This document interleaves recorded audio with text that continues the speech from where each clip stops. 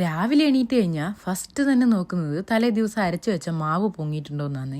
അത് പൊങ്ങി വന്നത് കണ്ടാൽ തന്നെ സമാധാനമാണ്. അപ്പോൾ ഞാൻ അരച്ച് വെക്കാൻ തന്നെ ലേറ്റ് ആയിട്ടുണ്ടായിരുന്നു. അപ്പോൾ ഒരു പ്രതീക്ഷയില്ലായിരുന്നു അത് പൊങ്ങുന്നുള്ളത്. നോക്കുമ്പോൾ നന്നായിട്ട് പൊങ്ങിയിട്ടുണ്ടായിരുന്നു. അപ്പം തന്നെ ഹാപ്പി ആയിന്. അങ്ങനെ ഇതാ ഇഡലിയും തേങ്ങാ ചട്നിയാണ്. അപ്പോൾ തേങ്ങാ ചട്നിക്ക് വേണ്ടി അരച്ച് അങ്ങനെ ഇതാ വാവാച്ചീനെ വിളിച്ച് അവളെ എഴുന്നേറ്റി.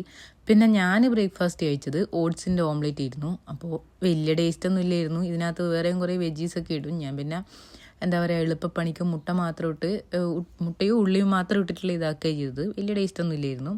അങ്ങനെ അതൊക്കെ കഴിഞ്ഞ് എനിക്ക് ചിട്ടി ഉണ്ടായിരുന്നു. അപ്പോൾ ഞാൻ അങ്ങോട്ടേക്ക് പോയിക്കൊണ്ടിരിക്കുകയാണ്.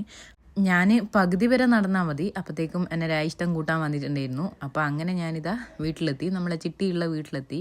ഇത്രയേ ഫുഡുകളുണ്ടായിരുന്നു. അപ്പോൾ ഇതൊക്കെ കഴിച്ച് തീർക്കണം. എല്ലാം നല്ല ടേസ്റ്റ് ഉണ്ടായിരുന്നു. ഇത് ചക്കയടയാണ്. അപ്പോൾ അതും അടിപൊളിയായിരുന്നു. അങ്ങനെ ചിട്ടിയൊക്കെ കഴിഞ്ഞ് തിരിച്ച് വീട്ടിലേക്ക് വന്നു. അപ്പോൾ ബൈ.